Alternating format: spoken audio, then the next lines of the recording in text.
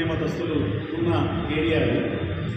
ఆ ఏరియాలో గత కొద్ది రోజులుగా ఆధిపత్య ధోరణి చూపించడానికి ప్రయత్నం చేస్తున్నారు. కాబట్టి దానిలో భాగంగానే గత కొద్ది రోజుల ముందు మనకు అయ్యప్ప స్వామి ఊరేగింపు జరుగుతుంటే అక్కడ కూడా రాళ్లు వేసి దాడులు చేసి దాన్ని ఆపే ప్రయత్నం చేశాడు.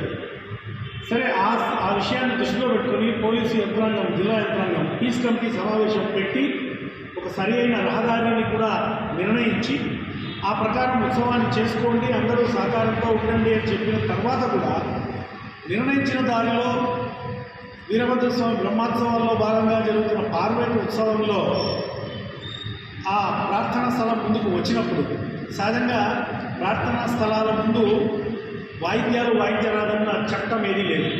అయితే వారు మనం వాయిద్యాలు తీసుకొని వాయిస్తూ ఉన్నప్పుడు వారి ప్రార్థన సమయంలో అయితే మాత్రం తప్పకుండా వాయిద్యాన్ని ఆపాలి. కానీ మొన్న జరిగిన రాయచోటి విషయంలో ప్రార్థనా సమయం కాకపోయినా ప్రార్థనాలయం మీద వాయిద్యాన్ని ఖచ్చితంగా ఆపాల్సిందే అని చెప్పి వాళ్ళు పట్టుబట్టడంతో అక్కడ సమస్య ప్రారంభమైంది. ఇది ప్రార్థనా సమయం కాదు కదా, రోడ్డు అన్నది అందరికీ చెందినది. కాబట్టి రోడ్లో వాయించుకుంటూ వెళ్ళిపోతే అది తప్పు కాదు. ఒక ప్రార్థనా స్థలం ముందు అదే పనిగా ఉద్దేశపూర్వకంగా వాయిస్తే తప్పు. కానీ అక్కడ అటువంటి సమస్య జరగలేదు. కాబట్టి దాన్ని ఎలాగైనా ఆపాలని, ఇందాక మనం అనుకున్న ఆధిపత్య ధోరణి చూపించాలన్న ఉద్దేశంతో మసీదులో నుండి ఆ సంబంధిత ప్రార్థన ఆలయం నుంచి రాళ్ళు చెప్పులు వేయబడ్డాయి.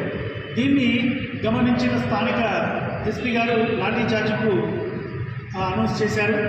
విపరీతమైన లాఠీ చార్జ్ జరిగింది. అయితే మహిళలు, పిల్లల పైన కూడా నిర్దాక్షిణ్యంగా లాఠీ చార్జ్ చేయడం జరగడం కాకుండా తర్వాత జరిగిన మీడియా సమావేశంలో ఎస్పీ గారు హిందూ సంస్థల ప్రభావం, జాతీయ హిందూ సంస్థల వల్లనే ఈ సమస్య వచ్చింది అని ఒక బురదల్లే ప్రయత్నం చేశారు జాతీయ సంస్థలకు. కానీ వాస్తవంగా అక్కడ ఉన్నది భక్తులు మాత్రమే ఉన్నారు.